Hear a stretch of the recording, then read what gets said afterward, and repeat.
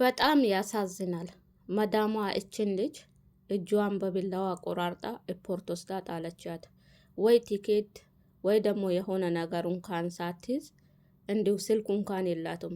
የሚገርመው ነገር ልጅቷ ራሷን መቻሏ ነው፣ ራሷንም እንኳን ማወቋ ነው። በዚህ ድብደባ እንደዚህ አሰቃይቶ ራሷን እስክታጠፋ ድረስ አንድ ቦታ አልቀረም።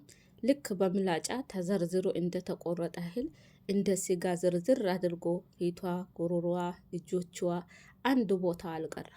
እንደምትመለከቷት ነው።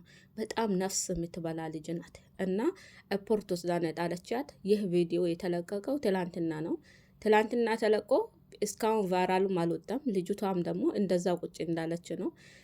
ምናልባት በእርግጥ ኤርፖርት ውስጥ ላይ 3 ቀን ያዩና ያሳፍራሉ። ግን እስከዛ ድረስ ልጅቷ ግፋ ቢል እንዲሁ ሌላ ጋር የተሻለ ቦታ ገብታ ስራ መስራት የምትፈልግ ከሆነ ሳውዲ አረቢያ ያላችሁ ቢደርሱላት ይላለሁኝ ማለት ነው።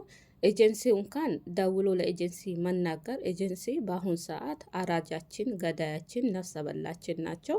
ምክንያቱም ስልክ ሲደውልላቸው ራሱ እባካችሁ ችግር ላይ ነኝ ተብሎ ሲነገራቸው ጠብቁ 2 ቀን 3 ቀን ነው የሚሉትን እና ምን 2 ቀን 3 ወር 4 ወር ይላሉ። ምክንያቱም 4 ወር 3 ወር 2 ወር ሲጠበቅ በዛ ጊዜ የዚህ ሰው ህይወት አያልፉም ወይ? እኔ ማለት ኤጀንሲዎች ምን አይነት ሰው እንደሆኑ ሀበሻ ሆኖ ሀበሻ ደውሎ እያለቀሱ እባካችሁ ድረሱልኝ፣ እባካችሁ መዳሜ አውሮልኝ ተብሎ ሲለመኑ እንኳን እንደዚህ አይነት ሀሳብ ሲሰጡ ምን አይነት ሀሳብ ቢኖራቸው፣ ምን አይነት አሪቆ አለማሰባቸው እኔ ሲያስበው የእውነት በጣም ነው የሚገርመኝንና አሁን ምክንያቱም ብዙ በኤምባሲ ጉዳይ መጣ ብዙ እህቶቻችን ችግር ላይ ገብቶ በችግር ውስጥ የወደቁ ቤተሰብ ስልክ ራሱ ሳይደውል እስካሁን የልጆቻቸው ድምፅ ጠፍቶ ያሉ አሉ። ምክንያቱም ልጆች ኤጀንሲ ጋር ይደውሉና እባካችሁ በሚያውቁት ቋንቋ ድረሱልኝ ይላሉ። ኤጀንሲዎች ደግሞ ጠብቁ 2 ወር 3 ወር 1 ወር ጠብቂ በማለት ስልክ ዘጋሉ። ልጆቹ ደግሞ ተስፋ ይቆርጣሉ በዚህ ጊዜ። ከዛ በኋላ ቤተሰቡም ጋር መደወልን ያቆማሉ።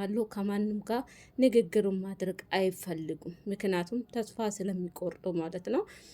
በነገራችን ላይ እነኚህ ልጆች እንደዚህ ተቸግሮ ድረሱልኝ ሲሉ የማን ደርስላቸው ልጆች ተስፋ የሚቆርጡበት አንደኛ ተስፋቸውን ቆርጦ ስልክ ለቤተሰብ እንኳን እንዳይደውሉ የምታስደርጓቸው እናንተ ኤጀንሲዎች ናቸው።